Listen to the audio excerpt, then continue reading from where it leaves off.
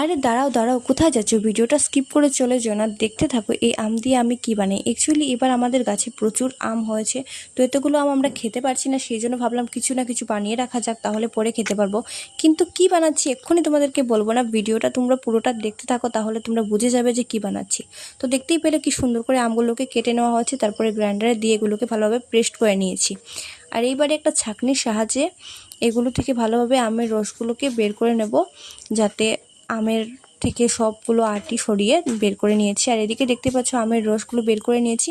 এবারে কড়াই বসিয়ে দিয়েছি, তারপর কড়াইতে সবগুলো আমের রস দিয়ে দিলাম, দিয়ে এবারে দিয়ে দেবো ভিনিগার।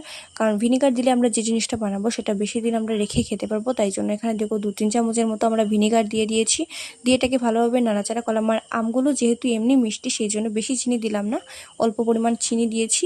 আর এবারে দিয়ে দেবো একটু জল, একটু নয় মানে মোটামুটি লেভেলের একটু জল দিতে হবে। দিয়ে এটাকে ভালোভাবে নাড়াচাড়া করবে। নাড়াচাড়া করে যখন একটু গরম হয়ে আসবে তারপরে নামিয়ে দেবে, তারপর ফ্রিজে রেখে দেবে। ফ্রিজ থেকে বার করার পর দেখবে এরকম। আর এইবার তো তোমরা বুঝেই গেছো যে অ্যাকচুয়ালি আমরা কি বানাচ্ছিলাম। আমরা বানিয়েছি মাজা, আর এটা খেতে না জাস্ট ওয়াও ছিল। তো তোমরাও ঘরে অবশ্যই একবার ট্রাই করে দেখবে, আর যারা যারা ট্রাই করেছো তারা অবশ্যই কমেন্টে লিখে যাবে তোমরা বানিয়েছো কি না। আর যারা যারা বানাওনি তারা অবশ্যই একবার বানিয়ে দেখবে, এটা খেতে জাস্ট ওয়াও হয়। তো দেখতে পাচ্ছ পুরো একদম দোকানের কেনা মাজার মতো হয়েছে। তো মোটামুটি আম গাছ সবার বাড়িতেই থাকে, তো একবার ট্রাই করে দেখতে পারো। তারপরে দেখো আমি এখানে একটু টেস্ট করে দেখছিলাম, আর আমার মুখের এক্সপ্রেশন দেখে তোমরা বুঝতেই পারছো যে এটা কেমন হয়েছে খেতে। তো চলো ব্লগটা একটু